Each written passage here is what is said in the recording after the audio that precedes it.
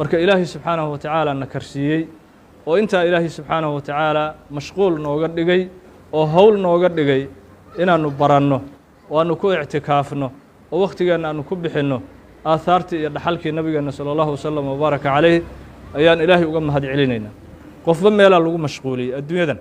qofba waxbuu ku mashquulsan yahay saacaddan adigu aad ku mashquulsan tahay turaadkii iyo dhaxalkii iyo nuurkii nabiga sala allahu calayh wasalam ood iska daaqayso oo nuurkii nabiga sala allahu calayh wasalam aad iska qurqurinayso qofaa munkaraad ku mashquulsan munkaraad iyo wax ilaahay ka fogeynaya iyo wax mustaqbalkiisa aakhiradiisa adduunyadiisa gubaya oo baabi'inaya ayuu saacaddan ku mashquulsan yahay adna ilaahay wuxuu mashquul kaaga dhigay turaadkii iyo dhaxalkii nabiga sala allahu calayh wasalam iyo xalqadii nabiga sala allahu wasalam wabaaraka caleyh inaad soo dhex fadhiisato ayaa ilaahay subxaanahu wa tacaala abaal uu kaaga dhigay iyo nasiib marka waa wax weyn oo ilaahay looga mahad celiyo subxaanahu wa tacaala walidaalika sheekhii la dhihi jiray firabri oo ardaydii ka mid ahaan jiray imaamu albukhaari qisadana waxaa soo warinaya dahabi kitaabkiisa siyar aclaami nubala ayuu ku warinaya firabri wuxuu yidhi maalin maalmaha ka mid a ayaa bukhaari axaadiis fara badan uu igu dul akhriyey oo axaadiisoo sheekha ka akhrisanaya axaadiiskii sheekhu markuu igu dul akhriyey ayuu sheekhu wuxuu ka baqay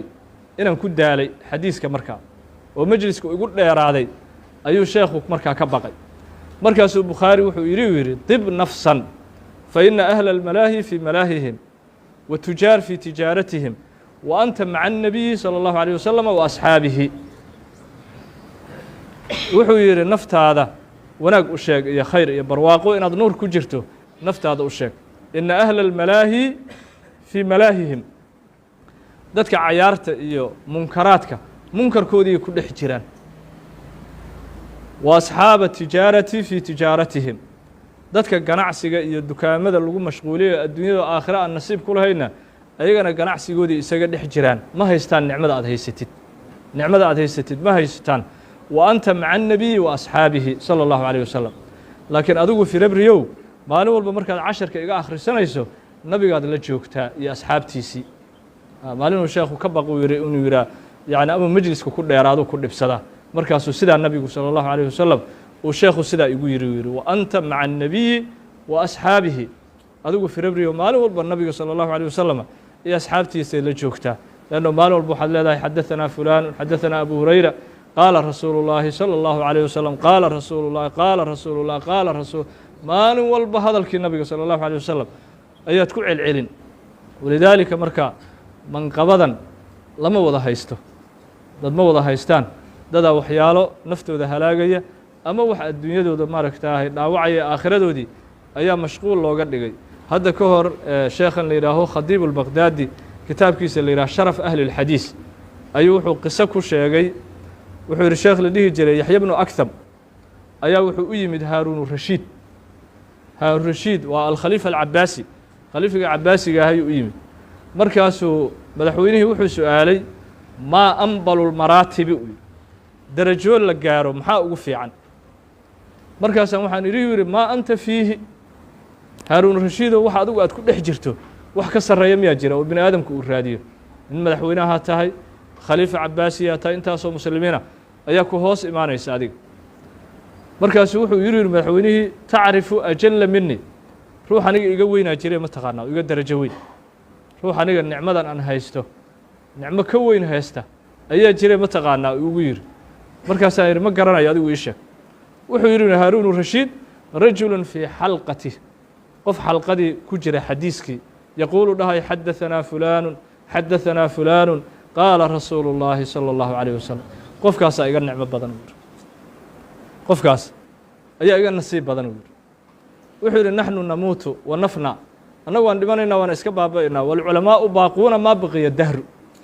laakiin dadka ahlulcilmiga ah ee ahlulxadiiska zamanku intuu baaqi yahay iyaga magacooda waa baaqi noqonay zamankoodu intuu baaqi yahay iyaga magacooda waa baaqi noqonahay leannahu cilmigoodiyaa la daraasaynaya maalin walba waad aragteen xadaثanaa sufyaanu thawri xadaثanaa fulaanu xadaثanaa macmar bnu raashid intaasaa lagu hayaa cilmigoodii la dhuuqahay marka magacoodii waa baaqi wuu nool yahay wuxuu ku dhex nool yahay dadka ummadda quluubtoodii wuxuuna ugu dhex nool yahay duco iyo karaamayn iyo sharfid ay sharfayaan dadku ayuu ugu dhex nool yahay marka dadkii xataa madaxweynayaashii ayaa haminayay majaalista noocan oo kale ah in ilaahay uu gaarsiiyo oo ilaahay uu siiyo waana xaqiiqada jirta ee dhabtaahi waa sidaas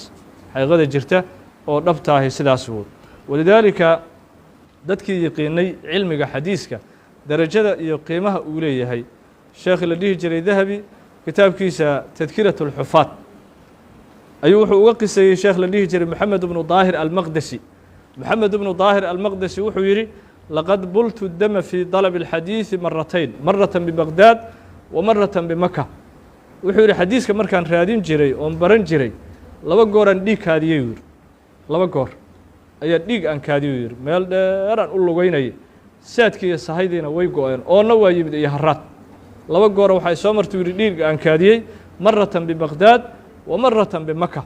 marna baqdaadaan dhiiggaa ku kaadiyo yidhi marna magaalada maka almukarama ayaan ku kaadiyo yidhi lidaalika waxaa weeye dee qofku waxa uu raadinayo miqdaarka iyo qadarka uu la egyahay markuu ogaado waxa juhdiga uu samaynayo o dhan waa la yaraanahay juhdiga uu samaynayo o dhan waxba lama noqonayaan walidaalika kitaabkan la yidhaha dabaqaat alxanaabila wuxuu ka tarjameeyey markuu cilmiga uu baranayey imaam axmed bnu xambal wuxuu yidhi raxala axmedu ilaa cabdirasaaq ibni hamaami sancaani fi lyaman imaam axmed wuxuu cilmi u doontay sheekhi la dhihi jiray cabdirasaaq ibnu hamaam asancaani ee yaman cilmiga xadiiska ku akhriyi jiray ayuu cilmi u doontay fasaha axmedu fii salaatihi imaam axmed marka salaaddii ku sahwiyey salaaddii ayuu ku sahwiyey markaasaa la yihi sheekh maxaa kugu dhacay ma aadan sahwin jirin markaasuu imaam axmed wuxuu yidhi lam adcab mundu halaaثin saddex maalmood iyo saddex habeen wax raashina ma aanan cunin saddex maalmood iyo saddex habeen biyaha madow mooye wax raashina ma aanan cunin marka fakriga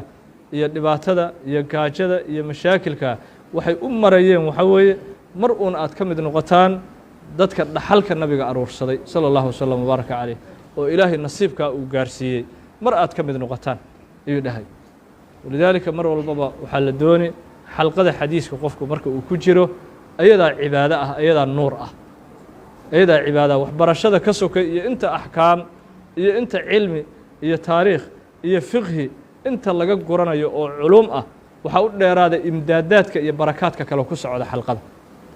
inta qofku imdaadaad iyo madad uu ka helayo iyo barakaadka ku socda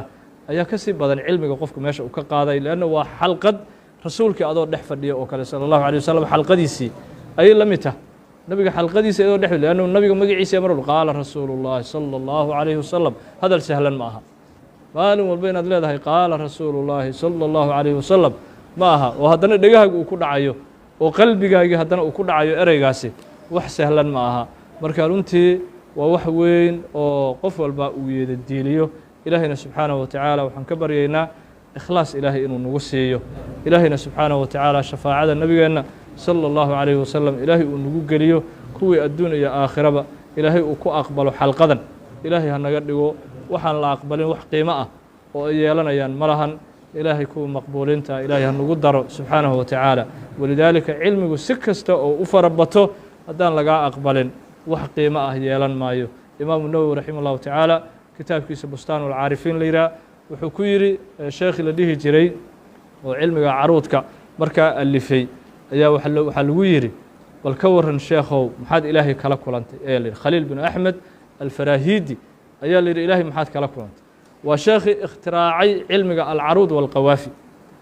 markaasu wuxuu yidhi wajadtu cilmii habaa'an manhuura cilmigaygii boor la firdhiyey inuu yahay ayaan arkay yidhi walam yanfacnii ilaa kelimatu laa xawla walaa quwata ila biاllahi اlcaliyi اlcadiim waxaa ilaahay ugu badbaadiyey laa xawla walaa quwata ila biاllahi اlcaliyi اlcadiima wardigaygu u badnaan jiray adkaartaas aan akhrisan jiray ayaa ilaahay ugu badbaadiyey mooye alcaruud walqawaafi waxba kama aanan helin imaamu nawowiyaa ku sheegaya qisada kitaabkiisa la yidhaha bustaan اlcaarifiin ayuu ku sheegaya nawowi raximah اllahu tacaala marka a'immadaa waaweyn oo ahlulaahiga ahaa ayaa qaarkood sidaa laga wariyey annaga maxaad u malaynay marka xaalkeenna innaga xaalkeennu muxuu iska noqonba dadkeenna iska xuhaalaha iska oo buunsho iska ah maxaad u malayn xaalkeennu wuxuu noqonayo dadka a'immada ah ayaa qisaskaas qisooyin la mida ayaa laga wariyey marka ilaahay ikhlaasna ha nagu siiyo ilaahayna ha nagu